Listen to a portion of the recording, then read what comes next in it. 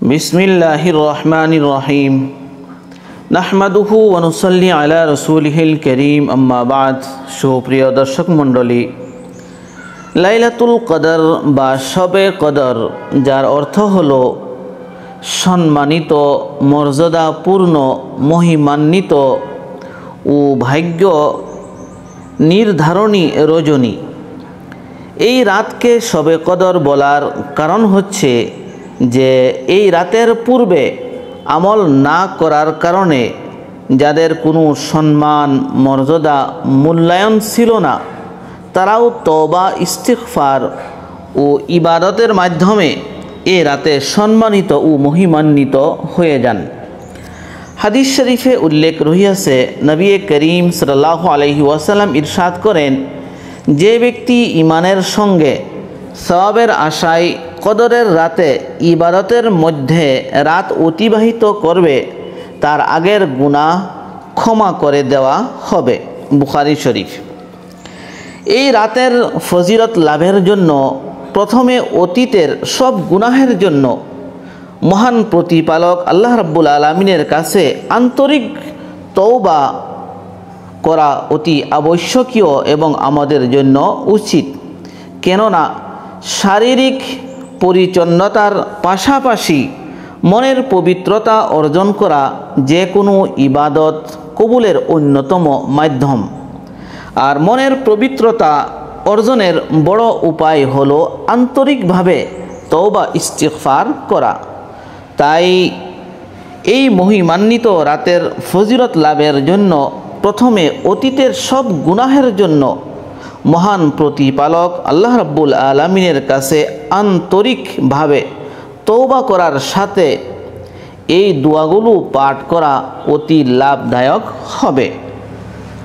তার মধ্যে সর্বপ্রথম দোয়াটি হলো যে হিংসা, বিদ্বেষ থেকে মুক্ত থাকার দোয়া করা।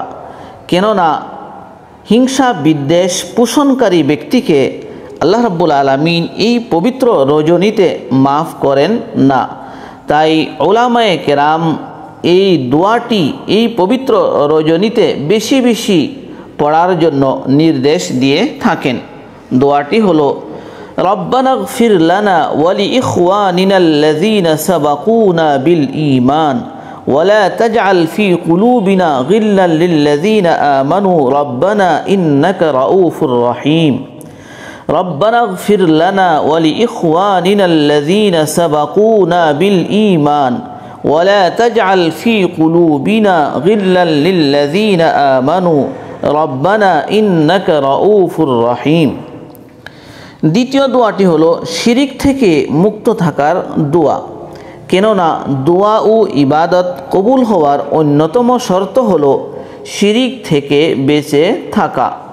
নবী করিম সাল্লাল্লাহু আলাইহি ওয়াসাল্লাম প্রথম খলিফা হযরতে আবু বকর সিদ্দিক রাদিয়াল্লাহু তাআলা আনহুকে সম্বোধন করে বলিলেন, হে আবু বকর, সেই সত্তার কসম যার হাতে আমার প্রাণ রহিয়াছে, শিরিক পিপীলিকার পদধ্বনি থেকে সূক্ষ্ম।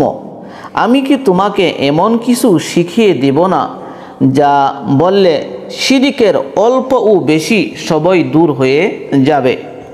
তারপর নবী করিম সাল্লাল্লাহু আলাইহি ওয়াসাল্লাম প্রথম খলিফা হযরতে আবু বকর সিদ্দিক রাদিয়াল্লাহু তাআলা আনহুকে এই দোয়াটি শিখিয়ে দিলেন।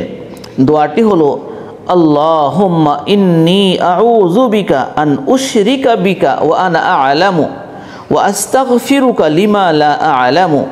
আল্লাহুম্মা ইন্নী আউযু বিকা আন উশরিকা বিকা ওয়া আনা আ'লামু ওয়া আস্তাগফিরুকা লিমা লা আ'লামু।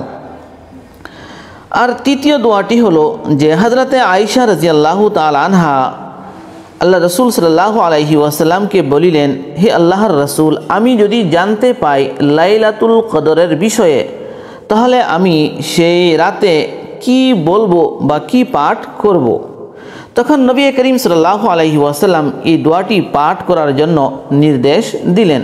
দোয়াটি হলো, আল্লাহুম্মা ইন্নাকা আফুউন তুহিব্বুল আফওয়া ফাআফু আন্নী।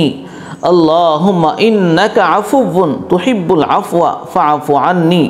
সেই জন্য আমরা কদরের রাতে এই দোয়াটি বেশি বেশি করে পাঠ করার চেষ্টা করব। চতুর্থ দোয়াটি হলো যে মা বাবা সহ সকল মুমিন মুসলমানের জন্য দোয়া করা।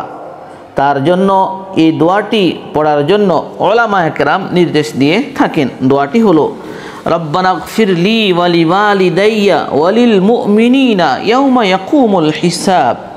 রব্বানা গফির লি ওয়ালিওয়ালিদাইয়া ওয়ালিল মুমিনিনা ইয়াউমা ইয়াকুমুল হিসাব।